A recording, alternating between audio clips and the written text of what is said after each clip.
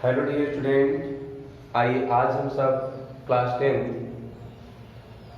के भौतिक विज्ञान में विद्युत वाले चैप्टर की शुरुआत करते हैं, जिसमें देखिए पिछली वीडियो में हमने आपको मानव नेत्र तथा रंग बिरंगा संसार टॉपिक को समाप्त किया।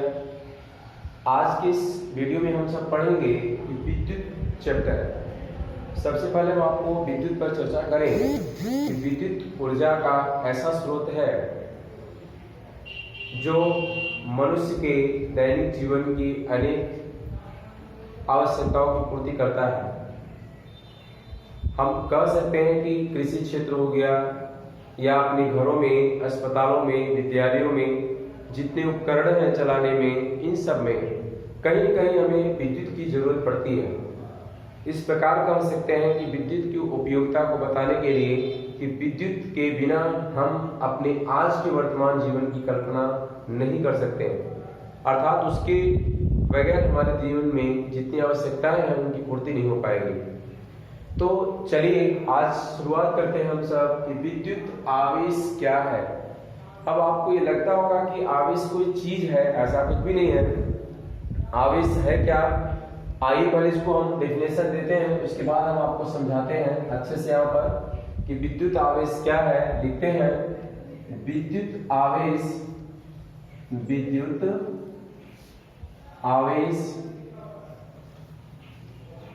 किसी वस्तु का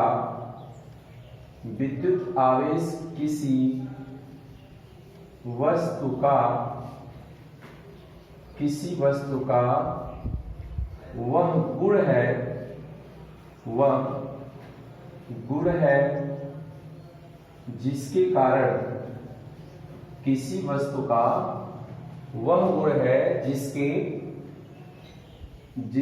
कारण वह दूसरे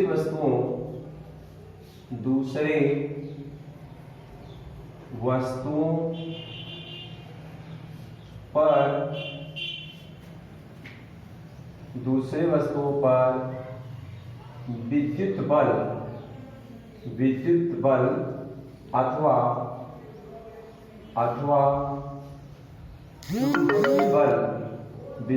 अथवा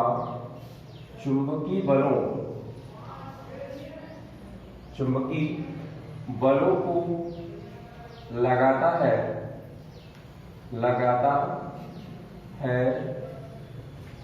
या अनुभव करता है, या आप लिखेंगे चुंबकीय बलों को लगाता है।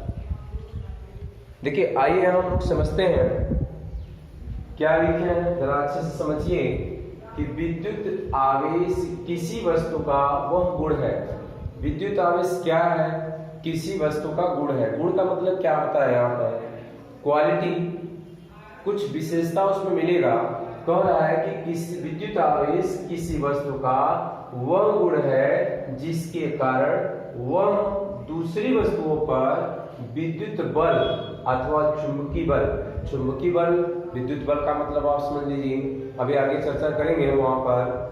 जबकि यहाँ पर चुंबकीय बल का मतलब क्या है? चुंबक एक वस्तु को दूसरी वस्तु की ओर क्या करती है?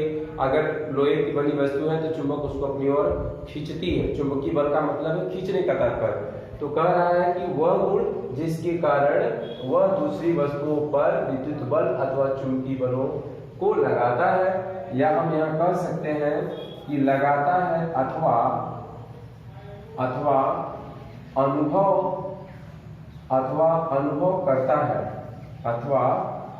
करता है कि विद्युत आवेश किसी वस्तु का वह गुण है जिसके कारण वो दूसरी वस्तु पर चुंबकीय बल अथवा विद्युत बलों को लगाता है या उस पर लगाने का अनुभव प्राप्त करता है।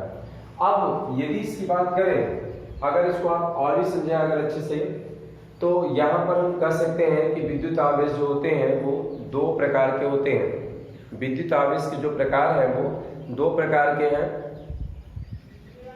और ये ऋण आवेश और धनावेश होते हैं। यदि हम बात करें कि ऋण आवेश धनावेश क्या है, तो आप उदाहरण के लिए समझ सकते हो कि जब कांच की छड़ को एक कांच की छड़ ले लिया जाए और कांच की छड़ को रेशम के धागों से यदि रगड़ा जाए तो कांच की छड़ से जो इलेक्ट्रॉन होंगे वो कुछ इलेक्ट्रॉन निकल करके रेशम के धागे पर चले जाते हैं, जिसके कारण जो कांच होता है उससे इलेक्ट्रॉनों की कमी हो जाती है और कांच धनावेशित हो जाता है, जबकि रेशम के धागों पर इलेक्ट्रॉन प्रवेश कर जाते हैं, इलेक्ट्रॉन उसमें चले जाते हैं और रेशम का जो धागा होता है वो ऋणावेशित हो जाता है। तो इससे ये स्पष्ट होता है कि इलेक्ट्रॉनों की कमी के कारण वस्तु क्या होती है, धनावेशित, और इलेक्ट्रॉनों की अधिकता के कारण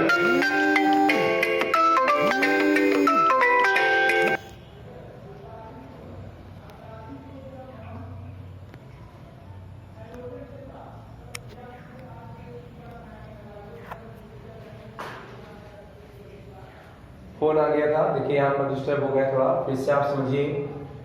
हम कह सकते हैं कि आवेश दो प्रकार के होते हैं, ऋण आवेश और धनावेश। फिर से समझते हैं।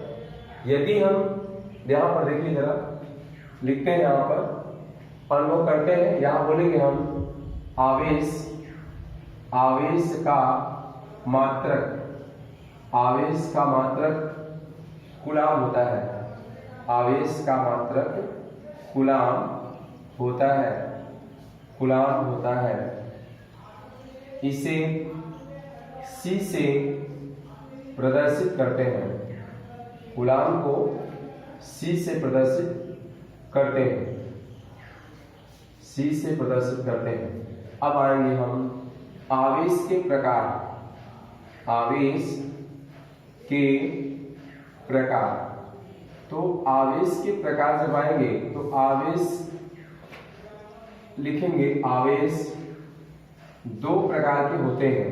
आवेश दो प्रकार के होते हैं, ऋण आवेश और धनावेश। यहां हम लोग समझते हैं,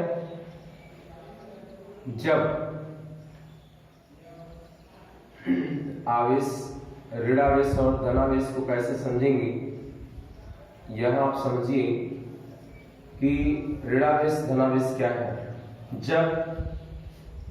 जब हम कांच की छड़ को, देखिए, जब हम कांच की छड़ को रेशम के धागों से रगड़ते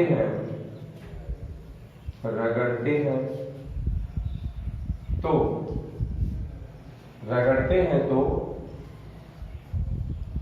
कांच से इलेक्ट्रॉन, कांच की छड़ से इलेक्ट्रॉन निकल कर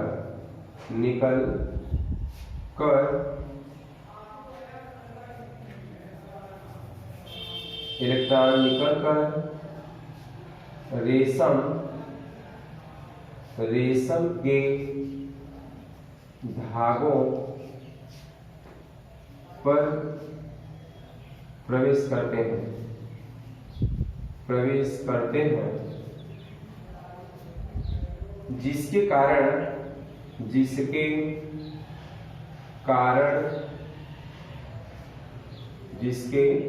कारण कांच की छड़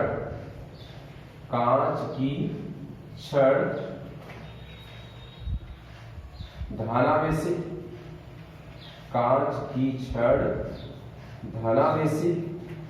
तथा रेशम के धागे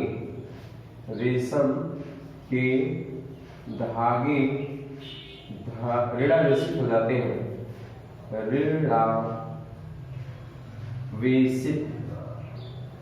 ऋणावेशित हो जाते हैं। तो देखिए यहाँ पर समझेंगे, आवेश दो प्रकार के हैं।